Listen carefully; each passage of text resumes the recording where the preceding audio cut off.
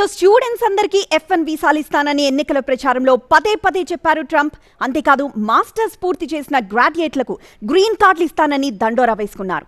అయితే అధ్యక్ష బాధ్యతలు స్వీకరించిన తర్వాత ఈ హామీని ఎంతవరకు అమలు చేస్తారు అనేది ఇప్పుడు ఆసక్తికరంగా మారింది. ఎందుకంటే వాషింగ్టన్ పోస్ట్ కథనం ప్రకారం దాదాపు 1.1 మిలియన్ల మంది విదేశీ విద్యార్థులు అమెరికా యూనివర్సిటీలో చదువుతున్నారు.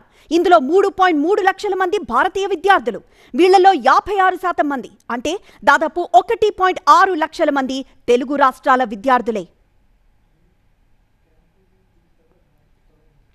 ఇక H1B వీసాలది మరో వ్యవహారం. స్కిల్డ్ వర్కర్స్ ని అమెరికాలోని కంపెనీల్లో పనిచేసేందుకు H1B వీసాలను జారీ చేస్తారు. H1B వీసాల కోటాను కూడా పెంచుతానని ట్రంప్ హామీ ఇచ్చారు. అమెరికా ప్రతి ఏటా దాదాపు 1,30,000 H1B వీసాలను జారీ చేస్తుంది. గతేడాది ఇండియన్ కంపెనీలకే దాదాపు 24,776 వీసాల్ని కేటాయించింది. H1B వీసాల పెంచుతానన్న హామీని ట్రంప్ అమలు చేస్తే ఇండియన్ టెక్ కంపెనీల ఉద్యోగులు మరింత మంది అమెరికా వెళ్లే అవకాశం ఉంది.